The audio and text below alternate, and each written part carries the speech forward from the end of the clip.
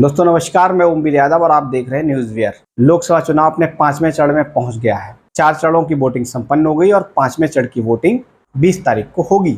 इन सब के दौरान मेरी अपनी राजनीतिक समझ और ग्राउंड जीरो पर रिपोर्टिंग करने के बाद, करीब 4-5 जिलों को घूमने के बाद और वोटर्स को समझने और उनसे बात करने के आधार पे मैं ये कह सकता हूँ कि इस बार का चुनाव जो है वो बहुत ही अलग चुनाव हो रहा है।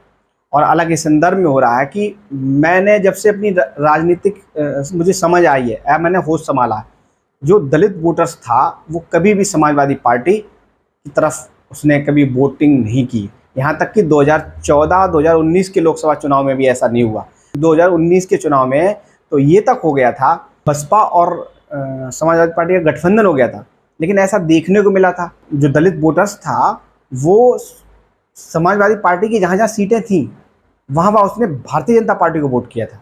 लेकिन इस चुनाव में मैंने देखा कि जो जो दलित वोटर्स था उसने बहुत ही खुलकर इंडिया गठबंधन और समाजवादी पार्टी के पक्ष में वोट किया। मैं पूछता था उनसे कि आप समाजवादी पार्टी को क्यों वोट दे रहे हो या गठबंधन को वोट क्यों दे रहे हो, तो कह रहे कि संविधान बदल दिया जाएगा, नौकरियां ये ख़त्म कर रहे हैं। और जो निजीकरण का मुद्दा था और इनके जो भारतीय जनता पार्टी के नेता थे वो कह रहे थे कि किस तरीके से ये संविधान बदल देंगे, और पर्चा लीक का बहुत सवाल था।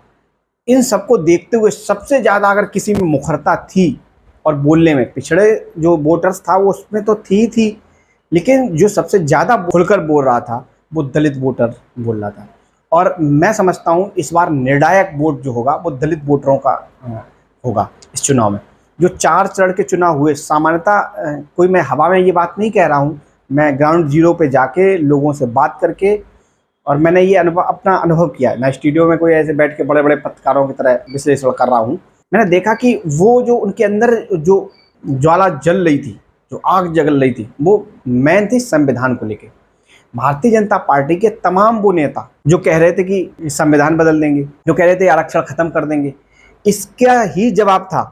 और आप इसको ऐसे भी देख सकते हैं, जब ये वोटिंग हो रही थी तो भारतीय जनता पार्टी के बड़े लीडर्स, चाहे प्रधानमंत्री हों, अमित शाह हों, उनकी बौखलाहट भी देखी जा सकती थी। और वो जानते भी होंगे, वो हमसे तो ज़्यादा ही जानते होंगे, वो किस तरीके से समझ रहे थे कि दलित वोटर जो है और पिछड़ा वोटर वो शिफ्ट कर रहा है।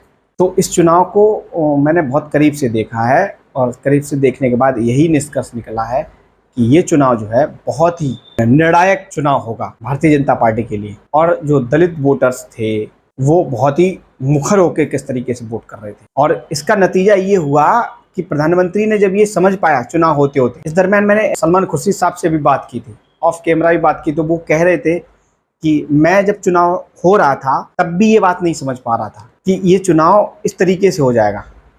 मतलब इंडिया अलायंस के बड़े बड़े लीडर्स थे, उन्हें तक भी ये भान नहीं था कि ये जो चुनाव हो रहा है ये इतनी जल्दी करवट ले लेगा। और बहुत ही साइलेंट वोटर था मैंने जो देखा और जो समझने का प्रयास किया, उस आधार पे हम कह सकते हैं कि जो दलित वोटर्स थे, पिछड़े वोटर्स थे, इन सब में, इन मतदाताओं के बीच इंडिया गठबंधन को लेके क्रेज था। और वो इसलिए नहीं था कि ये बहुत अच्छा कर देंगे, पर ये था कि कम से कम राहुल गांधी जिस तरीके से कह रहे थे मैं जाति जनगणना करवाऊंगा, सामाजिक विमर्श की बात कर रहे थे, मैं महिलाओं को 1 लाख रुपए दूंगा, मैं 10 किलो राशन दूंगा, इन सभी को देखते हुए, हालांकि भारतीय जनता पार्टी ने भी डैमेज कंट्रोल करने की बहुत कोशिश की। बहुत सारे जो दलित चिंतक थे, जैसे दिलीप मंडल टाइप के लोग, उन लोगों को लगाया, उन्हें लोगों को समझाने के लिए कहा कि आप नैरेटिव क्रिएट करिए, लेकिन इन सब के बावजूद भी कुछ हो नहीं पाया। मेरी समझ कह रही है कि ये जो चुनाव है, ये चुनाव भारतीय जनता पार्टी के हाथ से निकलता जा रहा है, और जो 4 चरणों की हवा बनी है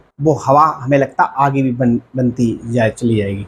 आपने देखा होगा इस दरमियान किस तरीके से प्रधानमंत्री बार बार इस मुद्दे को उठा रहे थे कि तुम्हारा आरक्षण मुसलमानों में बांट दिया जाएगा, मंगलसूत्र है सोना बेच दिया जाएगा, हम ऐसा नहीं होने देंगे। ये इसलिए कह रहे थे क्योंकि वो समझ गए थे कि जो दलित वोटर्स है, जो पिछड़े वोटर्स हैं, वो बहुत जल्दी मूव कर रहे हैं और उन्हें कैसे बचाया जा सकता था। उन तक जब हमारे तक रिपोर्ट पहुंच गई, हम समझ सकते हैं, या सामान्यतः जो ज़मीन पे रहेगा वो व्यक्ति समझ सकता, तो वो तो इतने बड़े बड़े लीडर हैं, उनके इतने बड़े सर्वे होते हैं, उन तक सारी रिपोर्टें पहुंच रही थी। अच्छा, मैं समझता हूं कि प्राइम मिनिस्टर ने या भारतीय जनता पार्टी ने, पूरी लॉबी ने या उनकी पूरी पार्टी ने ये नहीं समझा होगा जब चुनाव शुरू हो रहा होगा कि ये जो दलित वोटर्स है इसके मन में क्या है। तो सोच रहे हैं वो थोड़ा बहुत स्विंग करेगा, और उसी का परिणाम था कि आज 5वें चरण की वोटिंग हो रही है, लेकिन वो अभी भी वही मुद्दा अपनाए हुए हैं। वो बात कह रहे हैं बार बार कि ये जो इंडिया अलायंस जो गठबंधन में अगर आ गया तो मुस्लिमों को आपका आरक्षण दे दिया जाएगा, कि वो समझ रहे हैं कि दलित वोटर्स के जो दिल में था वो बहुत अच्छी तरीके से बैठ गया है कि भारतीय जनता पार्टी है इस संविधान को खत्म कर देगी। इसके लिए नरेंद्र मोदी और उनकी पूरी टीम अभी भी लगी हुई, लेकिन अब मेरे ख्याल से बहुत ज़्यादा असर हो नहीं पाएगा। जो हवा बनी है वो दरअसल पूरे 7 चरणों तक बनती चली जाएगी, और हवा बनी ही नहीं, अब बहुत हवा तेज होगी। दरअसल अब जो चुनाव हो रहा है वो पूर्वांचल में हो रहा है, वहाँ जो सोशल डिस्क्रिमिनेशन है, सामाजिक असमानता है, वो बहुत ज़्यादा है। और जिन चरणों में चुनाव हो गया है, यहाँ तो कहीं जाट लैंड है, कहीं यादव लैंड है।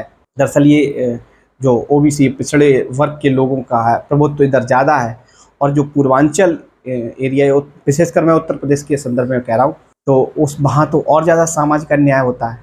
वहाँ तो सामंतियों के कुछ अड्डे हैं, वहाँ गरीबी बहुत ज़्यादा है, तो वहाँ तो इसका असर और ज़्यादा दलित वोटरों में होगा, ऐसा मेरा मानना है। अब आगे क्या होता है 4 तारीख को यानी 4 जून को ही पता चलेगा। जनता ने फैसला किस ओर दिया है ये तो हम कह नहीं सकते। धन्यवाद।